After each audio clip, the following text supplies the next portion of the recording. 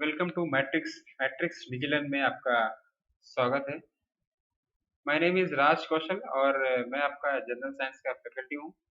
General science को जैसे कि 3 पार्ट में कैटेगराइज़ किया गया है, फिज़िक्स, केमिस्ट्री और आपका बायोलॉजी।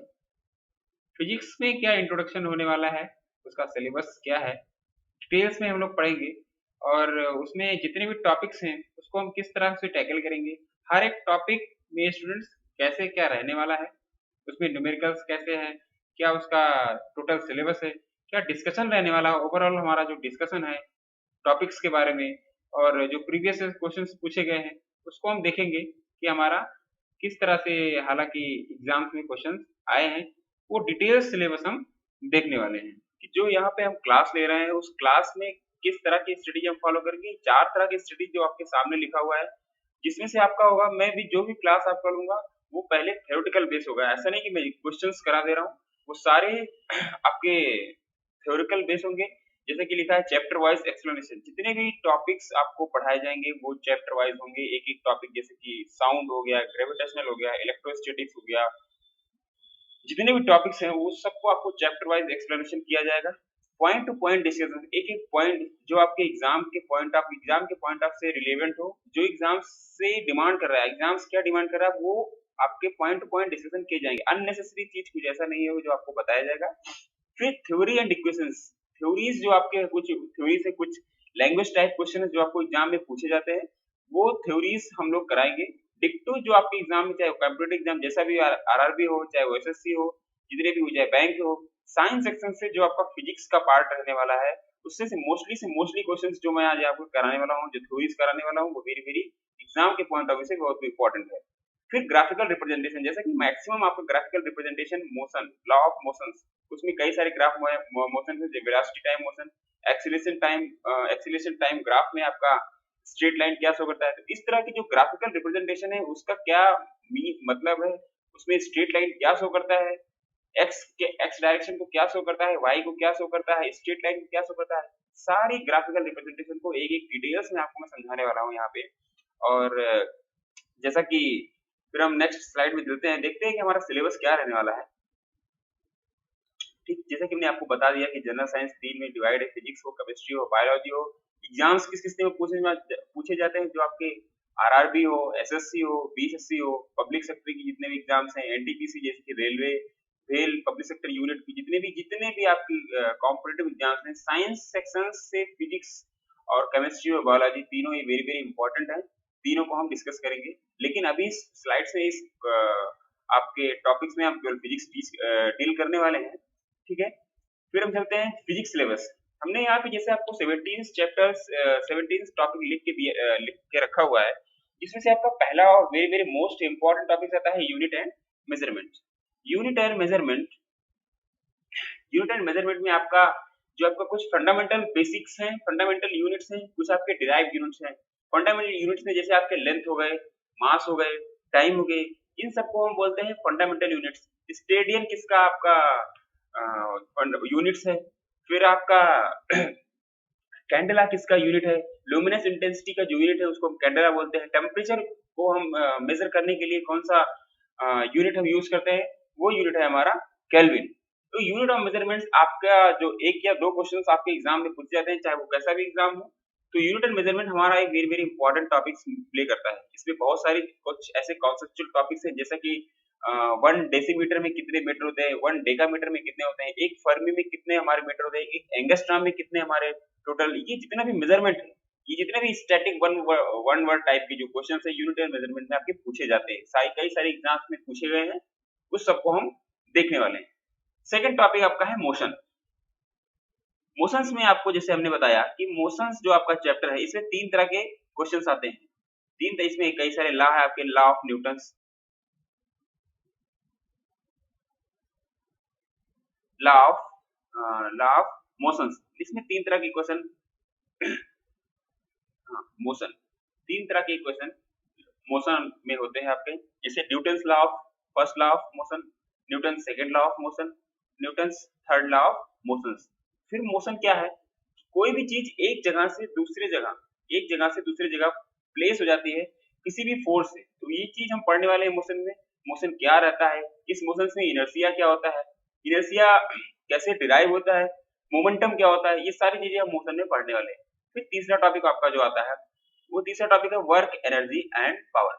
वर्क क्या होता है, वर्क कैसे होता है, एनर्जी का फार्मूला क्या होता है, मेन चीज जो आपका इसमें भी आता है dimension formula, very very important dimension formula. Formula जो आपका है वो चाहे वर्क का हो, एनर्जी का हो, पावर का हो, ये क्या होता है, जैसे कि इसको हम जिस फॉर्म में लिखते हैं वो MLT के फॉर्म में लिखते हैं।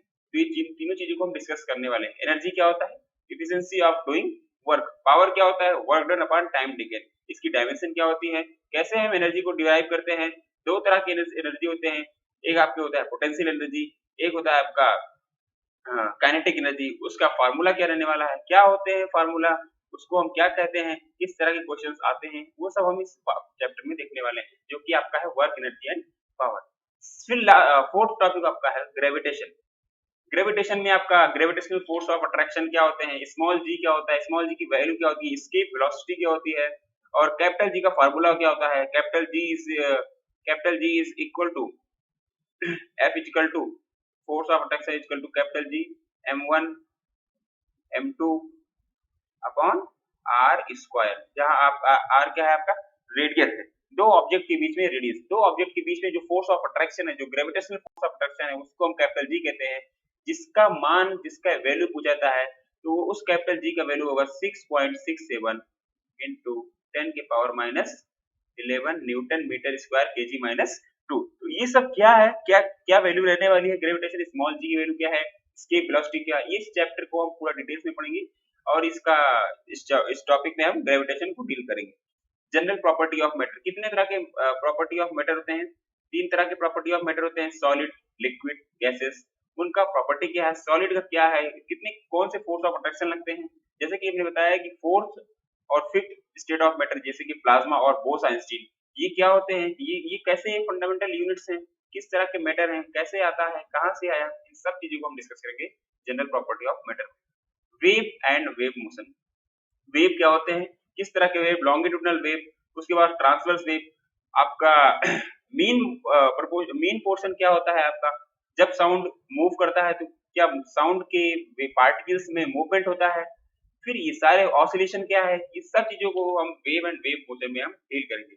हीट एंड टेम्परेचर, जैसे कि आपका थर्मोडायनेमिक्स में भी हीट एंड टेम्परेचर आता है। टेम्परेचर का यूनिट क्या है, केल्विन, कैसे हम सेल्सियस को केल्विन में चेंज करते हैं, इन सब चीजों को हम हीट एंड टेम्परेचर में पढ़ेंगे। फिर आपका जो आठवां टॉपिक है लाइट्स।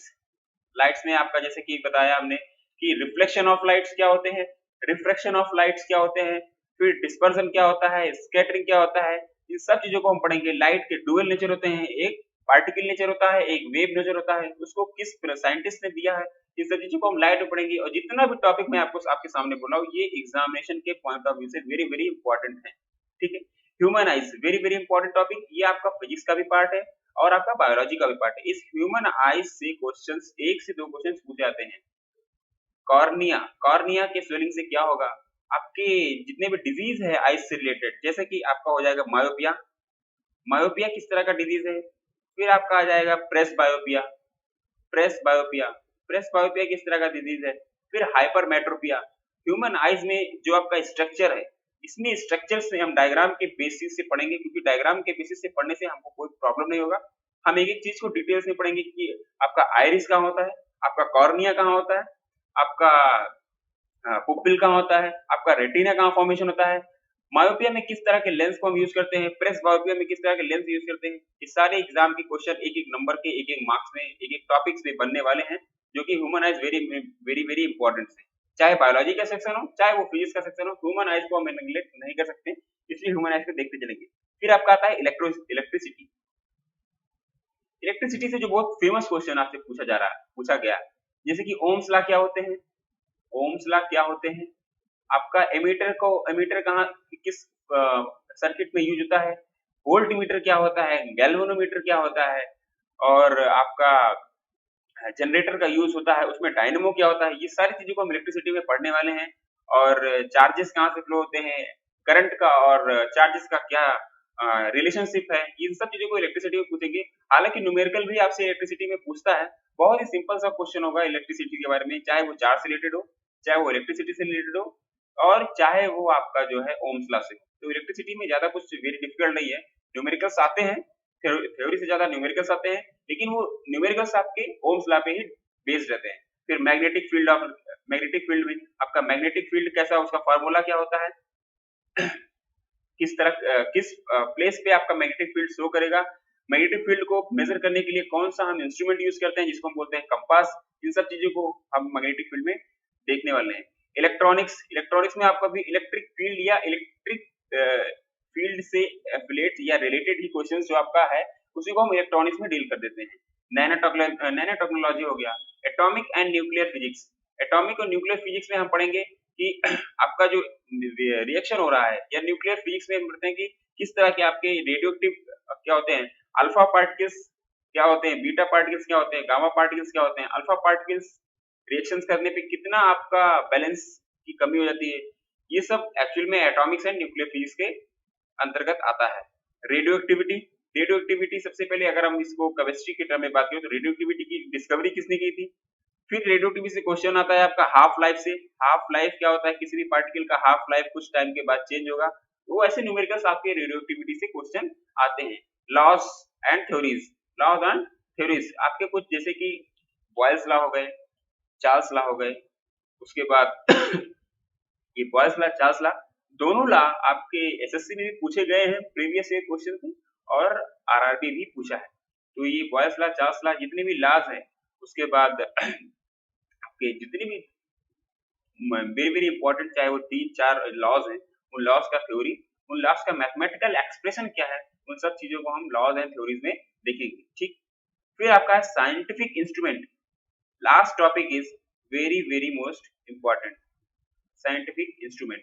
बैरोमीटर को यूज करने, बैरोमीटर किसको यूज करने का काम आता है, उसके बाद बैरोमीटर हो गया, बैरोमीटर, उसके बाद एमीटर का यूज कहाँ हम करते हैं, वोल्ट मीटर का यूज कहाँ करते हैं, गैल्वेनोमीटर का यूज हम कहाँ करते हैं। जितने भी साइंटिफिक इंस्ट्रूमेंट्स हैं, चाहे वो आपके फिजिक्स से रिलेटेड हो, चाहे वो आपका बायोलॉजी से रिलेटेड हो, ये इंस्ट्रूमेंट्स आपके क्वेश्चन में पूछे जाते हैं। एक क्वेश्चन पक्का इंस्ट्रूमेंट से आएगा, उन सब चीजों को हम डील करेंगे। तो जितने भी चीजें को हमने आपको यहाँ पे बताया है, उस सब चीजों को हम डिटेल्स में क्लासेस में पढ़ेंगे, एक एक टॉपिक को टॉपिक वाइज पढ़ेंगे। फिर उस बेसिस पे मैं छोटा छोटा जो प्रीवियस ईयर क्वेश्चन आए उसको भी बताते हुए चलूंगा। तो ये तो आपका हो गया कि सिलेबस क्या रहने वाला है, और हम उसमें इसके अंतर्गत क्या क्या आता है हमने देख लिया। फिर हमने देखे यहाँ पे एक प्रिपरेशन टिप्स रखा है कि हम कैसे इसको प्रिपरेशन कर सकते हैं। जैसे कि पहला पॉइंट है divide the chapters and read the prepare at least 2। आपको जो भी चैप्टर्स हैं उसको आप डिवाइड कर लीजिए। एक फुल लेंथ लेने से आपको कंफ्यूजन भी हो सकता है, तो आप अपने टॉपिक्स को या अपने सिलेबस को डिवाइड करके आप उसको एटलीस्ट 2 बार पढ़िए, 3 बार पढ़िए, मैक्सिमम रिवाइज। कहते हैं कि एक बुक को 10 बार पढ़िए, फिलहाल 10 बुक को बजाय 10 बुक को एक बार पढ़ने से, है ना। एक बुक को 10 बार पढ़िए बजाय 10 बुक को एक बार पढ़ने से, है ना। तो आप अपने सिलेबस को डिवाइड कर लीजिए 2 पार्ट में, 3 पार्ट में, और उसको मैक्सिमम से मैक्सिमम रिवाइज करिए। ठीक, start study every day by revising the material you studied on the previous day. Revision must है, विदाउट रिवीजन आप कोई भी एग्जाम नहीं क्रैक कर सकते हैं। एक दिन पढ़ने से नहीं होगा, एक चीज को पढ़िए, उसको बार बार रिवीजन करिए। ठीक, जैसे कि आपके बायोलॉजी सेक्शन है, उसमें कुछ ऐसे नाम्स आएंगे जो आपने कभी नहीं देखा होगा, लेकिन maximum revision, multiple time revision आपको वो चीज याद दिला देगा। और मैं ये बोल रहा हूँ कि अगर आपने एक बार पढ़ा है, एक बार सुना है, ये देखा है, आपको एग्जाम में केवल टिक करना है, केवल टिक करना है। आप ऑप्शन देखेंगे, डायरेक्ट उसको टिक कर देंगे। फिर फोर्थ है use as many diagram as flow chart while taking down notes and poster. मैं आपको बता रहा हूँ, नोट्स आप अपना कंसाइज रखिए, प्लीज बहुत छोटा नोट्स रखिए। ऐसा नहीं कि आपने पूरा 10th और 12th की तरह पूरा ब्रॉड नोट्स बना के रखा है। नोट्स कहने का मतलब आप छोटा रखिए, उसमें आप डायग्राम यूज कर सकते हैं, उसमें आप अपना छोटा छोटा टॉपिक्स फ्लो चार्ट बना सकते हैं, आप उसमें अपना कुछ डायग्राम बना सकते हैं, कुछ ट्रायंगल टाइप का बना सकते हैं। ऐसा बनाइए, आपका नोट्स आपका है, आपके अकॉर्डिंग होगा। आप उसको जितना शॉर्ट रखिए, एट अ टाइम एग्जाम आप उसको कैसे रिवाइज करेंगे वो आपके पास है। तो कोई नोट्स का कोई हार्ड एंड फास्ट रूल नहीं है, सबका नोट सबका अपने अकॉर्डिंग होता है। कोई छोटा बनाता है, कोई आपका फ्लो चार्ट के अकॉर्डिंग बनाता है, कोई आपका थ्योरेटिकल टाइप का बनाता है, तो आपका नोट्स है आप अपने अकॉर्डिंग करिए। Use NCERT books and our study material for clear and precise explanation. हमारे कोचिंग से जो आपका नोट दिया गया है वो आपका नोट्स जो है पूरा एकदम डिक्टो आपकी एग्जाम्स के पॉइंट ऑफ व्यू से ही बनाए गए हैं। बहुत ही शॉर्ट्स एंड प्रिसाइज नोट्स बनाए गए हैं जो आपको मैट्रिक्स विजिलेंस से दिया जाएगा। वो सारे नोट्स आपके एग्जाम से बहुत ही पॉइंट ऑफ से रिलेवेंट है, आप उसको मंगाइए, पढ़िए। और आपके खुद का भी नोट्स अगर आप सेल्फ स्टडी कर रहे हैं तो आप एनसीईआरटी से भी पढ़ सकते हैं। हालांकि एनसीईआरटी हर एक चैप्टर्स का, हर एक बुक्स का पढ़ना थोड़ा लेंदी है क्योंकि उसमें टाइम लगेगा। तो आप नोट्स अपना बनाइए, जो क्लासेस में टीचर्स पढ़ा रहे हैं उसका नोट्स बनाइए, या आप जो हमारे मैट्रिक्स विजिलेंस से जो भी आपका बुक्स जाएगा वो आपका वेरी सफिशिएंट है कोई भी एग्जाम क्रैक करने के लिए साइंस सेक्शन से। तो ऐसा नहीं है, आप एनसीईआरटी सेल्फ से भी पढ़ सकते हैं, आप मैट्रिक्स का अपना जो बुक है, अपना जो नोट्स है उससे भी आप पढ़ सकते हैं। Solve as many sum as possible each day of the topics that you study that day. जो भी क्वेश्चन, जो भी न्यूमेरिकल्स आपको डेली बेसिस पे कराए जाएंगे उसको आप घर पे रिवाइज करिएगा। Solve simple problems, mock test, previous year papers. आप कितना भी थ्योरी पढ़ लीजिए, आप कुछ भी पढ़ लीजिए, अगर मॉक टेस्ट नहीं लगा रहे हैं आपका कुछ नहीं होने वाला है। आप मॉक टेस्ट लगाइए, जो क्वेश्चंस करा रहे हैं थ्योरी के बाद mock test is very important. मैं अपने स्टूडेंट को यही बोलता हूँ कि आप कुछ भी पढ़िए, चाहे वो फिजिक्स पढ़िए, केमिस्ट्री पढ़िए, बायोलॉजी पढ़िए, आपका mock test is very very important. Mock test के बिना आप कोई भी एग्जाम क्रैक करना भूल जाइए। एक तो मॉक टेस्ट से आपका एफिशिएंसी बढ़ता है, आपका एक्यूरेसी आता है। दूसरा चीज है जो आपका एग्जामिनेशन ज्यादा डिमांड कर रहा है वो है टाइमिंग।